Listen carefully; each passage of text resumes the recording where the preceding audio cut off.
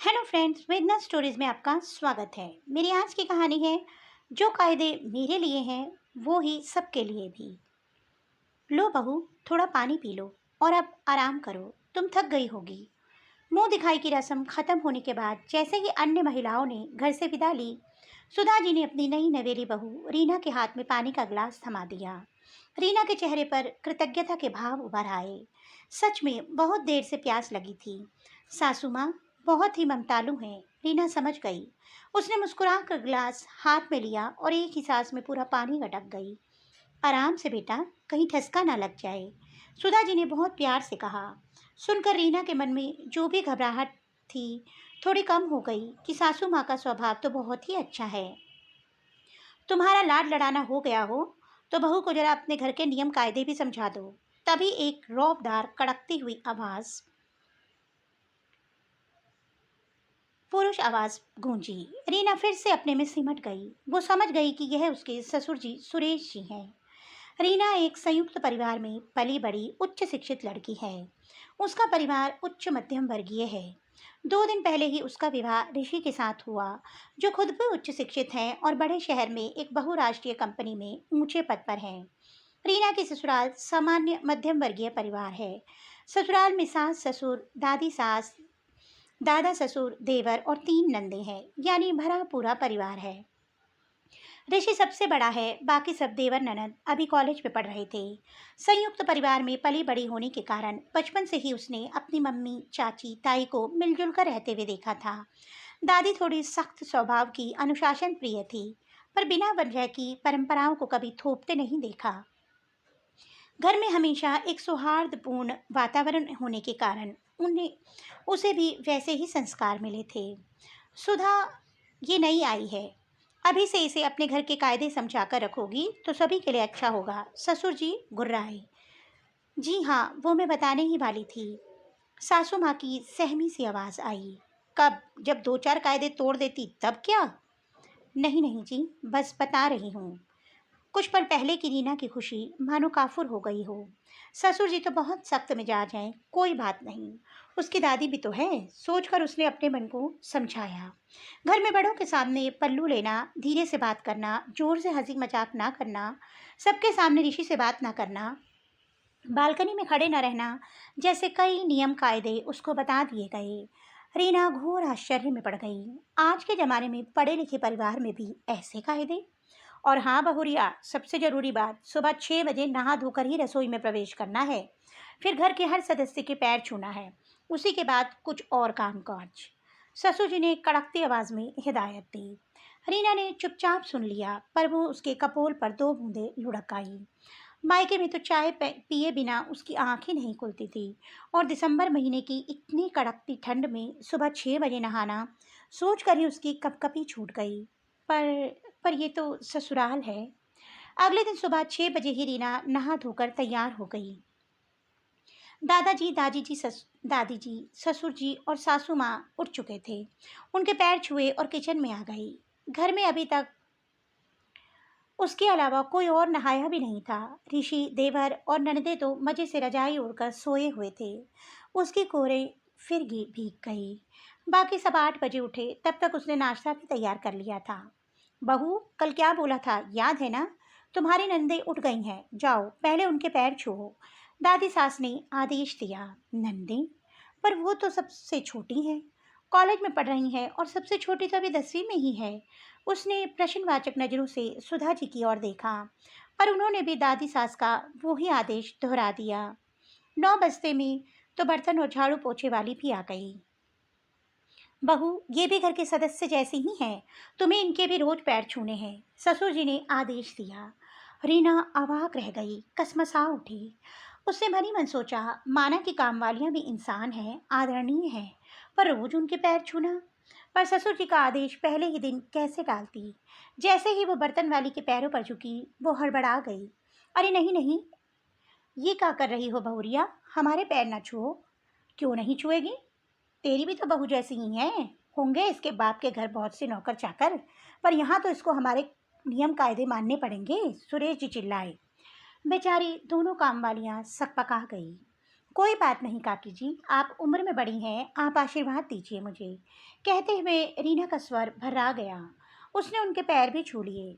दोनों के मुंह से आशीर्वाद की झड़ी लग गई और 3 जोड़ी आंखों से अश्रुओं की धारा भी। इसी तरह धोबी, स्वीपर जैसे हर व्यक्ति के पैर छूने पर उसको मजबूर किया गया।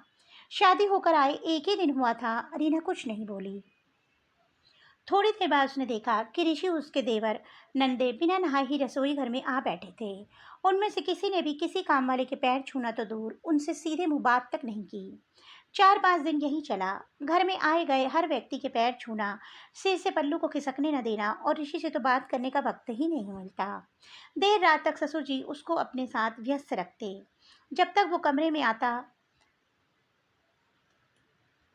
रीना थककर चूर होकर सो चुकी होती। 1 हफ्ते में रीना कुम्हला गई। ऋषि को भी बस रात में ही उससे मतलब होता। रीना को बहुत आश्चर्य होता कि कैसे पढ़े लिखे सभ्य लोग हैं। आदर सम्मान और संस्कार की बात अलग है, पर ये कैसे नियम कायदे। इसी तरह 15 दिन बीत गए। ऋषि की छुट्टियां भी खत्म हो गई थी और उसे नौकरी पर वापस जाना था। सुरेश जी ने रीना को साथ ले जाने से फिलहाल मना कर दिया था। रीना को समझ नहीं आ रहा था कि वो करे तो क्या करे। नई नई शादी हुई थी। मायके को भुलाकर नए घर परिवार में एडजस्ट करना वैसे ही कठिन काम था, पर रोज ऐसे कुड़कर रहा भी नहीं जा सकता। पूरी जिंदगी बितानी है यहाँ। आखिरकार उस रात वो एक निश्चय करके सोई। बहुत अच्छी और गहरी नींद लगी उसको। सुबह दरवाजा पीटने की आवाज़ से नींद खुली उसकी। देखा तो बाजू में ऋषि गहरी नींद में सोए हुए हैं। तभी सुरेश जी की तेज कर्कश आवाज़ उसके कानों में गूंजी। उठाओ उस महारानी को, सूरज सिर पर चढ़ाया है, किसी बात के लिहाज शर्म बची ही नहीं। सुधा, तुमने उसको समझाया नहीं था क्या कि घर में सबके उठने से पहले उठ जाओ?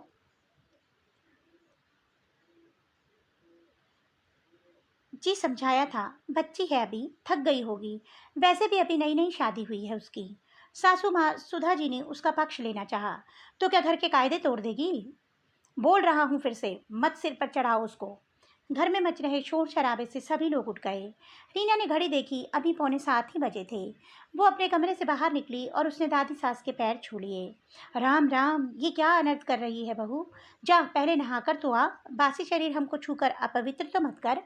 दादी सास ने भी रौब झाड़ा। रीना ने उन्हें देखा और बोली, दादी जी, आप भी तो नहाई नहीं है, इसीलिए मैंने आपको छू लिया। उसमें फिर अपवित्र होने की कहाँ से बात आई? देख लिया सुधा तूने, कल की आई छोकरी की अब जबान भी खुलने लगी। समझा दे उसे, इसमें और हमें बहुत अंतर है। सुरेश जी चिल्लाए। बेटा, वो अभी तुम्हारी नई नई शादी हुई है ना, तो बिना नहाए किसी को नहीं छूना, समझ रही हो ना? सासू माँ ने समझाने की कोशिश करी।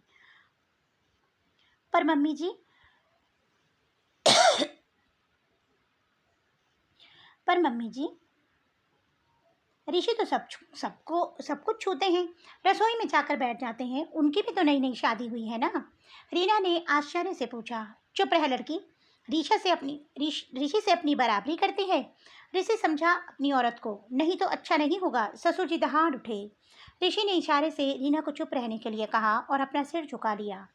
माफ कीजिएगा पापा जी, जब से आई हूँ देख रही हूँ कि घर के सारे नियम कानून कायदे केवल मुझ पर ही थोपे जा रहे हैं। किसी भी चीज को नहाकर छुओ, इसके उसके न जाने किस किस के गंदे गंदे पैर छुओ, फिर अपने माथे से लगाओ, और वो भी रोज। घर में इतने सारे लोग हैं, कोई क्यों नहीं ये सब करता? देवर जी और ऋषि काम वालियों, धोबी, स्वीपर वगैरह के पैर क्यों नहीं छूते? क्यों उनके लिए वो घर के सदस्य के समान नहीं है? क्या इतने दिनों की सहन शक्ति अब जवाब दे चुकी थी। रीना एक ही सांस में सब कुछ बोलती चली गई। मुंह चोरी करती है हमसे, बताओ तुझे?